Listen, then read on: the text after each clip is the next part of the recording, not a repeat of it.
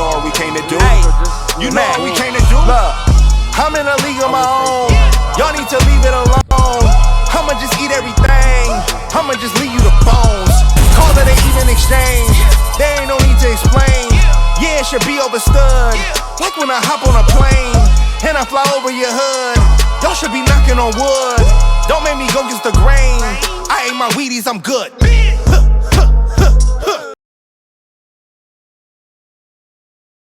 Just to speak on the linebacker room first, as you said, Jordan Moore, Eric Horn, Allen Smith, Johnny Chaney, Mike Watson, Nayron. We got a lot of cats that can play. So, I mean, even with myself, it keeps me on my toes. I can't miss a beat or, you know what I'm saying, it'll be starting. But if the threes are just as good as the ones, you know what I mean? But I would say for our entire defense, we're stacked all over. Our three could come in and do just as good as the one.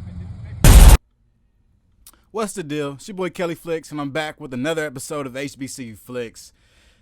Things are getting pretty shiesty in here right now. Training camp has started, but now, inevitably, we're seeing guys hit the transfer portal day after day, and it's going to keep happening. So that was Isaiah Major of Florida A&M talking about the dark cloud defense and the depth of the linebacker room that they have currently this year. They moved Jordan Moore down from safety to linebacker, have a ton of other guys like Eric Horn from Iowa State that just transferred in, so they're going to be a fun team to watch. They just added John Graves from Jackson State. He flipped.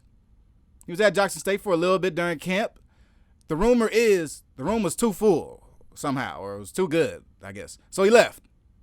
And now he's at a very talented defense, a dark cloud defense, and might be able to replace Kamari Gray on the defensive line for Florida A&M. We'll talk about that later, though. What we'll talk about at the top of the show is my quarterback tiers. My boy HBCU FC hit me up and said, bro, we should do some tiers, just like how they doing in this fantasy football. And I said, that's a great idea, bro, and we knocked it out. So we'll talk about my quarterback tiers. Who should be 1, 2, 3, and 4. We'll talk about Malcolm Mays. We'll talk about Corey Fields. We'll talk about it.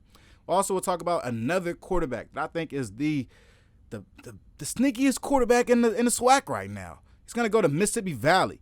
Dino Maltadano. It's a California quarterback. And as you know, California quarterbacks run the world. We'll talk about it.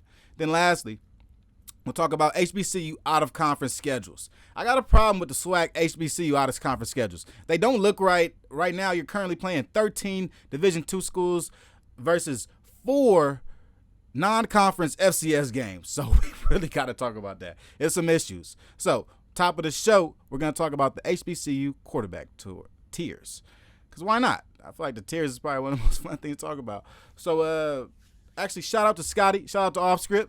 Give me a big shout out at the top of the show, man, about my quarterback tiers and my graphics and everything like that. Much appreciated, bro. We're going to keep going, though. So, quarterback tiers. QB1, Davius Richard.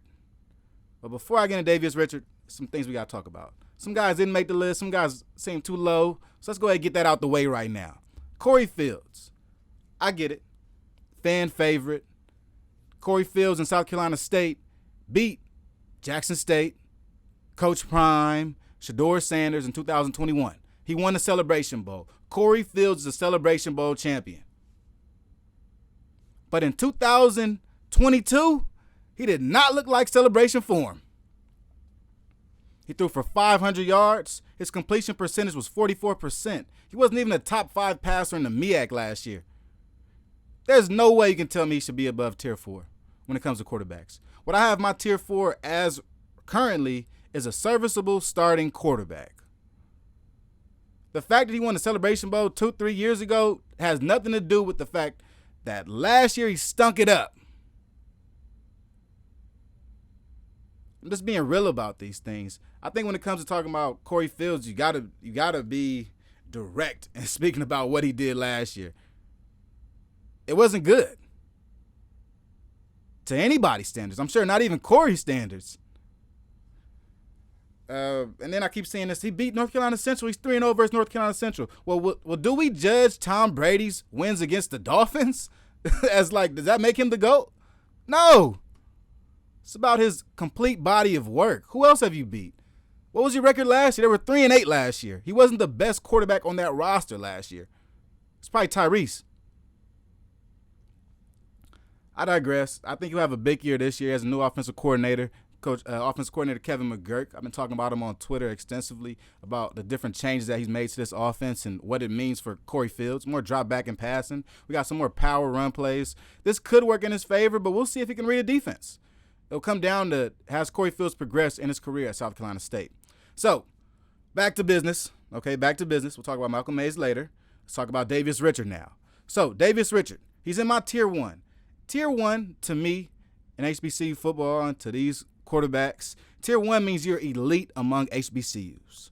You're one of the most complete quarterbacks. It could be multiple quarterbacks, but you're one of the most complete quarterbacks if you're in Tier 1. Let me go ahead and do this. Put this on D&D, man, before it gets sticky icky. All right, so here we go. You're one of the most elite quarterbacks in HBCU football. Davius Richard is just that. He threw for 2,500 passing yards last year. He accumulated 700-plus rushing yards and 30-plus touchdowns. He's the best quarterback in HBCU football. It's not even close. If you read the stats or if you watch the film, you'll probably come to the same conclusion that Davius Richard is the guy. So people kind of fighting back on Davius Richard. Well, just watch him play. All right. Along with that, he's a winner. He won a Celebration Bowl last year. Winning plays a huge part in that. Y'all know when it comes to my list, winning does play a part. He wins. Another part is he has a strong completion percentage. You'll see this kind of a trend going through. He has a strong completion percentage. He's throwing for 64% completion percentage. The best HBCU completion percentage, Division I, Division II, whatever. He's actually top 50 NCAA. Based on that, I really like his decision making. Then also he has a strong arm. He has a strong arm. He does have a strong arm. He has strong rushing ability that allows him to win a lot of games. At North Carolina Central, Davius Richard is relied upon. His legs are relied upon to win a lot of games and to pull some things off in the red zone. Then lastly, he has a good arm. He's able to make every throw. There aren't too many HBCU quarterbacks that are able to make every throw. If you have an argument for your quarterback being on this list, ask yourself this question. Can he make every throw? The answer is probably not. All right, going into Tier 2. So Tier 2 is for top quarterbacks in their respective conference with high upside, right? These are high upside guys. There's a lot of pushback on the Quentin Williams. I'm not a big fan of Quentin Williams, but I give respect where respect is due. He is a MEAC champion. He does make Howard deadly, and he has been a focal point of this program for the better part of 3 years.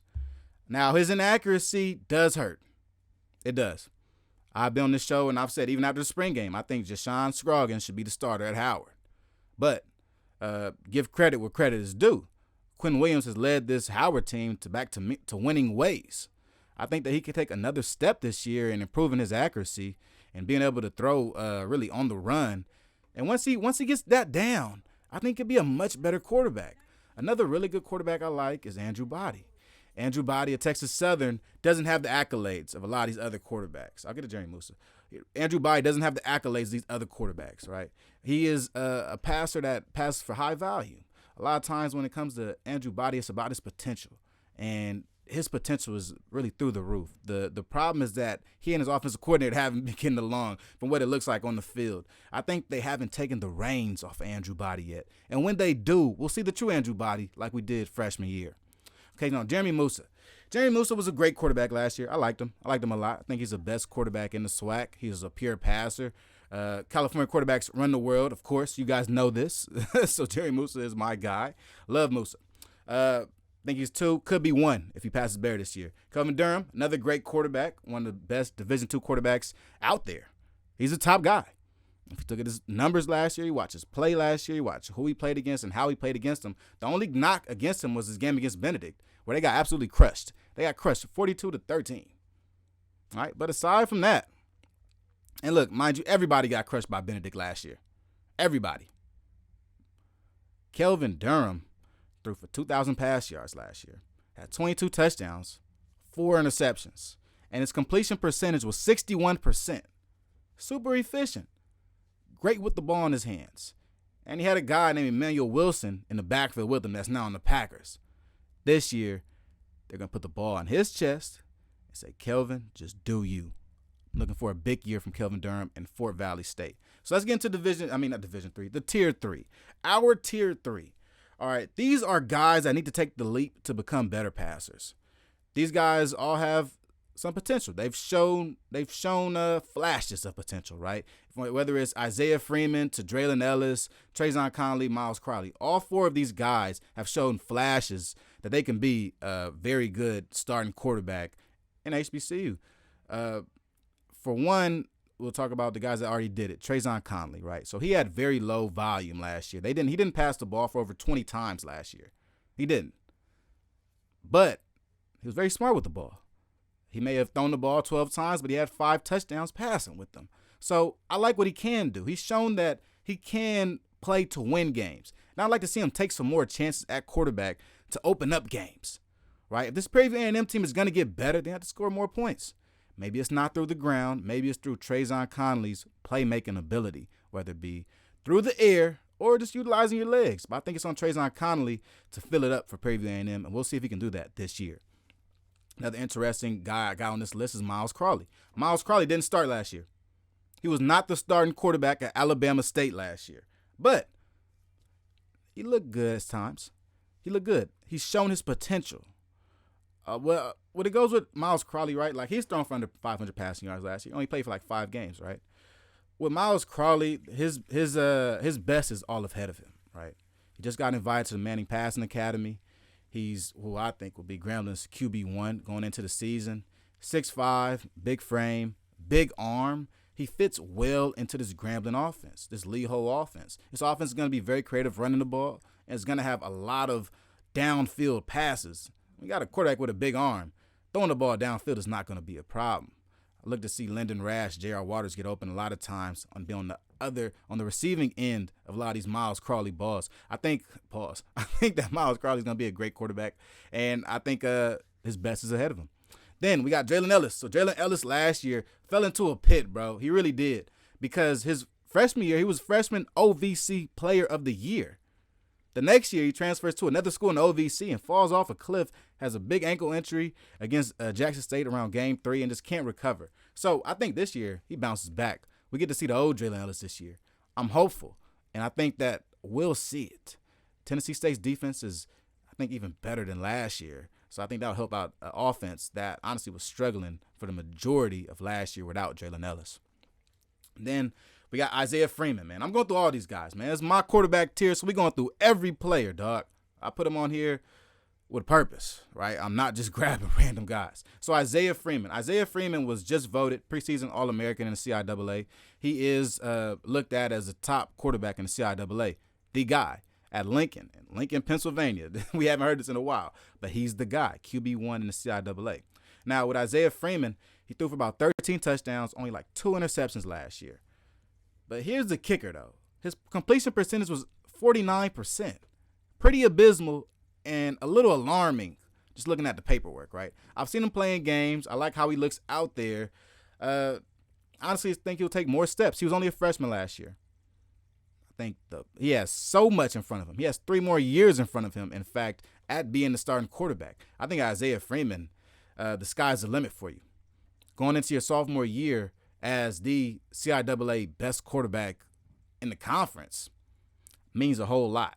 And I think this is now your conference. Speaking of CIAA, man, going on into Tier 3 is Tyrell Jackson. We're getting to Tyrell Jackson also, who only saw limited snaps last year because of a concussion injury and another injury that took him out for the rest of the season. Now, here we are in my Tier 4. Tier 4, actually, and let me put this caveat for Tier 3. So with Tier 3, my template for Tier 3 was these guys need to take the leap and become better passers. They have low completion percentages, and they tend to hold the ball too long. That's pretty much with all these guys. These players have the most to prove this year, all of them. Tier 3, all of the most to prove. But Tier 4, though, these guys are all serviceable starting quarterbacks. All of them, they're serviceable. I was talking about Corey Fields, but he's still a serviceable starting quarterback in HBCU football. Everybody should know that. Just because you Tier 4 don't mean you should be benched. You understand that there's 23 starting quarterbacks in HBCU football Division I, and there's a little over 20 Division II starting quarterback gigs. This list is made out of 5, 9, 12 quarterbacks. So that means that your quarterback is probably the top 12 quarterback in HBCU football, according to me, Kelly Flicks.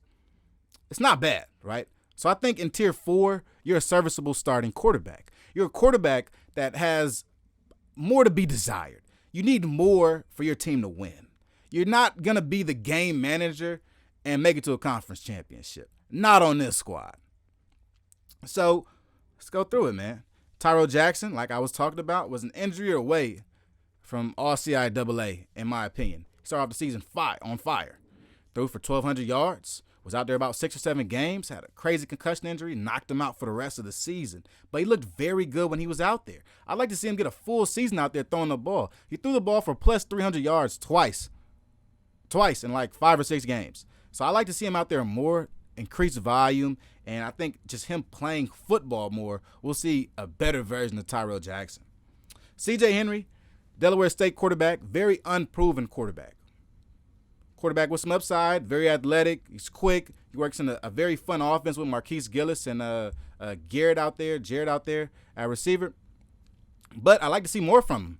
Can he be the guy that wins games for me? You're fun to watch, C.J. Henry. Super fun to watch. Like a little human joystick out there. It's super dope. He gets around everywhere. He does his thing. But can you win? The biggest question. Then Corey Fields. You guys already know how I feel about Corey Fields. Malcolm Mays of Hampton. Also another guy that was brought up a lot. Malcolm Mays of Hampton last year threw for 15 touchdowns and 15 interceptions. That's not good enough, bro. I'm sorry. I don't care what the interceptions were for. That's not good enough. He threw the most interceptions in the CAA last year. The most.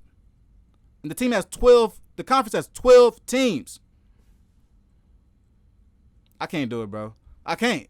I can't. Would he be considered the best passer in any other league? In the MEAC, he would have had the most interceptions. In the SWAC, he would have had the most interceptions, bro. We got to be real about some of these things. I watched the film. I like how Malcolm Mays moves around. 6'5", very strong arm, and he's also athletic. He has the tools to be a great quarterback.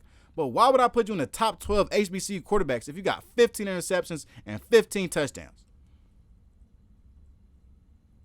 I don't think that makes sense to anybody. So let's move it on, man. Enough with these tiers. Let's get to these flips. So John Graves, Florida A&M, just made a big flip. He flipped. It was an unorthodox flip, super unorthodox. He actually attended Jackson State for a little bit of his time, even practiced with the team, went to film study with the team, and then at some point he said, damn, this is not for me, homie. This is not me, homie. This is not. So he decided to check out. 2 days later, John Graves commits to Florida A&M. A big flip. This is a big flip. John Graves is a proven defensive lineman from southeastern Louisiana who would have brought some needed experience for this Jackson State defensive line. This is a big loss. Call it what you want. This is a big loss. We don't know what this Jackson State defensive line is, let alone the whole team. But talent helps. Talent helps a whole lot. If you're trying to win games, I think that's a guy you want to keep around. Of all the guys, this is a guy with a proven resume. He's been a starter. So this is a big loss for Jackson State. Call it what you want. Say how many other guys you got in there. Sure. But at the end of the day, when it comes to the football season, you want as much depth as you can get on the front seven. That's offensive line and defensive line. Him deciding to leave, John Graves deciding to leave, and really bounce to FAMU hurts. Right before the season, it hurts. 3 weeks before, it hurts. May not feel like it now. We'll check back again in week 6, see if that defensive line is still getting the type of pressure that we thought it could get. For FAMU, though, great get. You lose Kamari Stevens right before the season to Rich Rodriguez in the Jacksonville State. I forgot what they are. They might be the Jaguars. Lose it to him. You lose Kamari Stevens. You have other guys that you think can really make a play for you and really step up on the defensive line. Still got guys like General Hunt down there, aside from them, Dunn, and a couple other guys on the defensive line that I really like.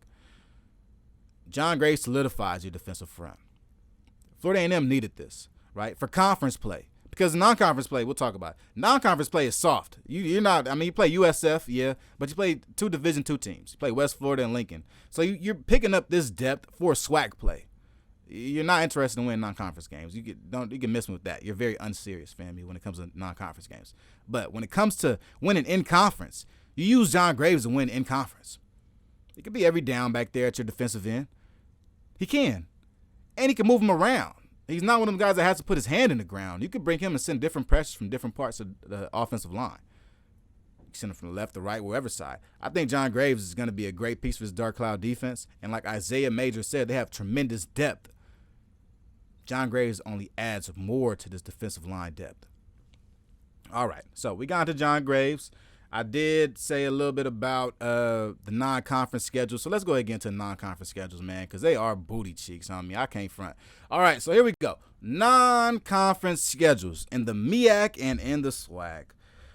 What do we got, man? What do we got, Flicks? So it's a mess. It's honestly a mess. So what I was doing initially, I was going to go through all of the out-of-conference matchups for the SWAC and the MEAC.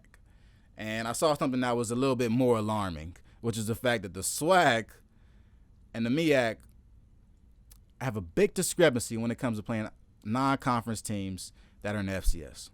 Very big discrepancy. And what's funny enough is that they played the same amount of non-conference games, being as though the MEAC, the mighty MEAC, has 6 teams and the SWAC has 12 teams. Well, that adds up to the same amount of non-conference games, being as that the 12 SWAC teams play 3 non-conference games, and the 6 MEAC teams play. The MEAC plays 6 non-conference games. Sorry about that. So it adds up perfect. Here's the difference. Of the SWAC's 24 non-conference games, 13 of them are against Division II opponents. 13 of their games are against Division II opponents. Now, I'm not always the one to knock on Division II opponents and playing them in the season, but I think you added a little bit too many. I'm sorry, SWAC. I think you did. When you look at Alabama A&M, they played 2 Division II opponents this year. Valley plays one. I think Alabama State also plays Skiggy. There's tons of Division II matchups. They're littered throughout the conference. If the conference would like to be looked at more serious on FCS polls, you're going to have to play more out-of-conference games against FCS opponents. I mean, you can argue and say, well, that doesn't help the MEAC. Well, look, the MEAC ain't been winning. They haven't, bro. They've been beating the SWAC, but when it comes to non-conference, they haven't been winning. They've lined it up against these guys. They've competed with these guys. In the past, they've beat these guys. As of recent, they haven't won as many games. But they have, though, in the past. But we haven't seen that from the SWAC. And in the past, I mean, the 5 years ago type, A&T and what they used to do to non-conference opponents. We've seen that from the MEAC. What Bethune-Cookman used to do to non-conference opponents. We used to see that from the MEAC. Nowadays, no. I mean, I speak about Howard because Howard was 5-6. 4-1 in MEAC play, or like 3-2 in MEAC play, but 5-6. You didn't do very well in non-conference, bro. You played the teams, but you didn't beat them. You gotta beat them. So I think that what the SWAC needs to do now is begin to beat these FCS non-conference teams to, try to raise the stake of the SWAC. We've been calling for this for the past 2 years at least, and it's getting worse. There are only 4 FCS opponents that are non-HBCUs that the SWAC will be playing this year. And when it comes to getting respect from the CBS polls, when it comes to getting respect from the Hero polls and FCS polls, the media polls, it comes to beating teams that are a little bit better in Division II status. Sorry, we got to put it this way, but we got to make it plain. You're playing 4 FCS teams versus 13 Division II opponents. That's not how this is supposed to work, man. I understand classics and everything, but when it comes to competing at a high level, this is not what you want to do. I'm not with this. So of your four games, when it comes to the SWAC, Abilene Christian at Prairie View A&M is a game. Alcorn State plays 2 FCS opponents. They play Stephen F. Austin, and they also play McNeese State. And the last FCS opponent for the SWAC is Prairie View A&M, who plays 2 FCS opponents. They also play Houston Christian University. Pretty pitiful, man. Pretty pitiful. I don't really want to go into the rest of these non-conference games for the SWAC. For the MEAC, though, we'll talk about a couple of the games that I do like. To open up MEAC play, Morgan State goes to Richmond. Pretty gutsy move. That's a move you want to make, though, if you're Damon Wilson and the Morgan State Bears, a team that's trying to build your credibility, right? You're not only Morgan State and you're better as being Morgan State, but you got to actually win some of these games. You got to go out here and challenge guys toe-to-toe. So Richmond, pretty good, middle of the pack. You know what I mean? I think they went to the playoffs last year, so a little bit better than that, above average team from the CAA. It's a good matchup for Morgan State to see where they at early in the season, see exactly where you're at. And that's something that I do think the MEAC does very well. Because they play these early games against FCS opponents, they're better able to judge their teams and make adjustments mid-season.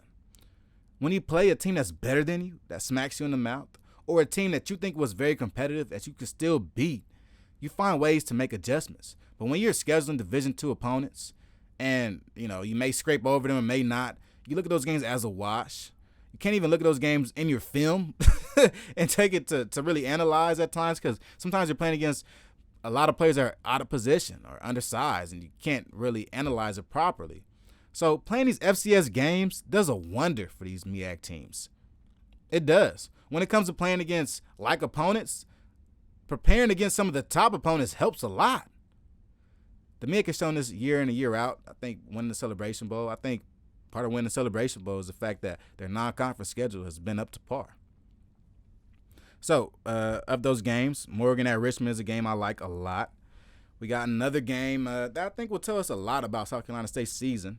It's going to be week 4. The Citadel goes to South Carolina State to play a game. Now, the Citadel's mid. And they're middle of the road, whatever. South Carolina State, though, should be a much better team than the Citadel at this point, and the game will be at home. It's going to be a night game, 6 p.m. game, in the middle of the year, week 4. Non-conference-wise, that'll be a good win for the MEAC. You want to take those wins. Aside from all the games that the MEAC has against the CAA this year, the games that the MEAC plays outside of the conference and FCS are very competitive games. You got to get those wins. Now, lastly, another game that I did like that was out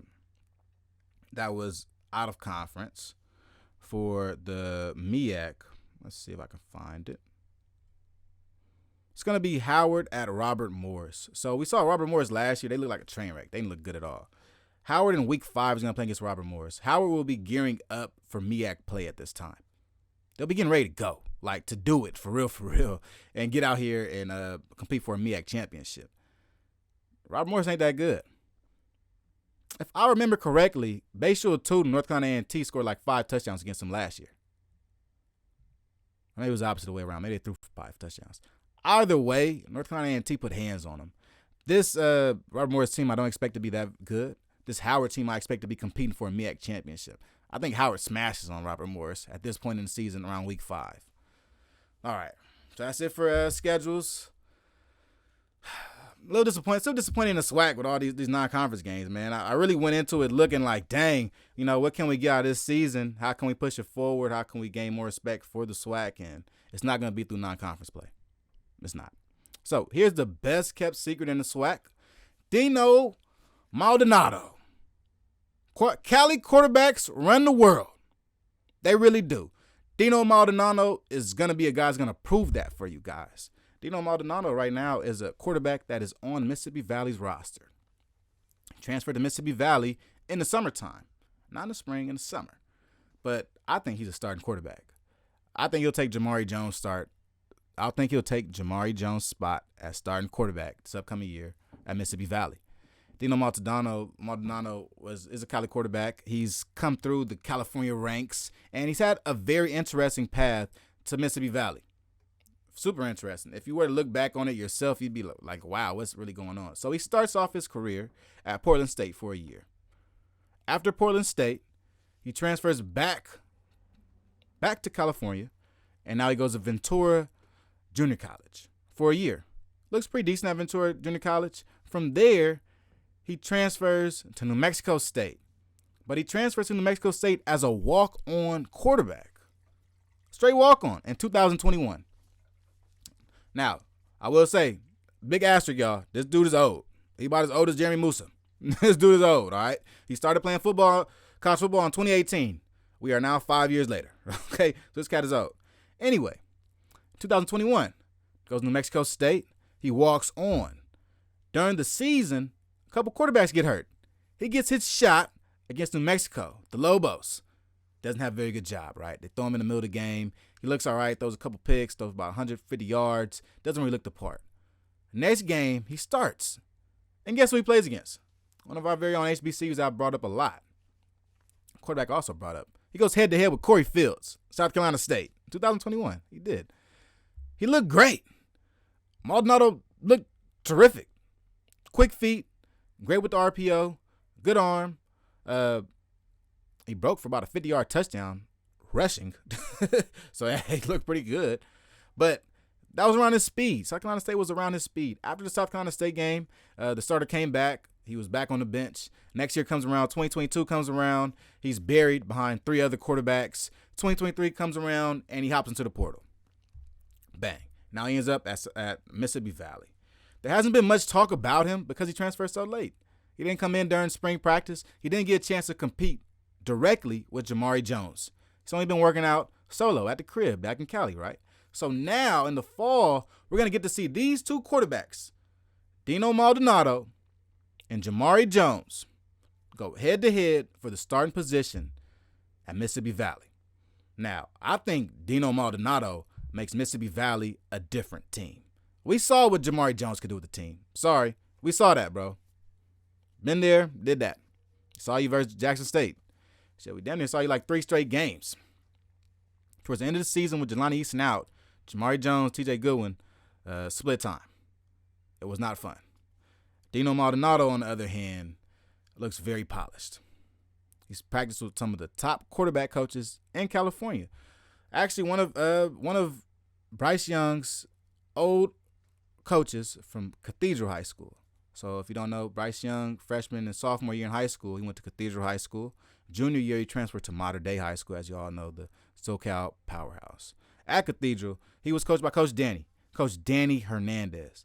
Coach Danny Hernandez names rings a lot of bells out here in Los Angeles, a lot of them. He's currently doing the LA Times series right now where he's talking about each high school prospect that he's coaching right now. And damn near all of them were in the Elite 11 or on the watch list for it. He's a great quarterback coach. You can see this in Dino's release, quick release, his footwork with his RPO. That's really what Coach Danny works on a lot.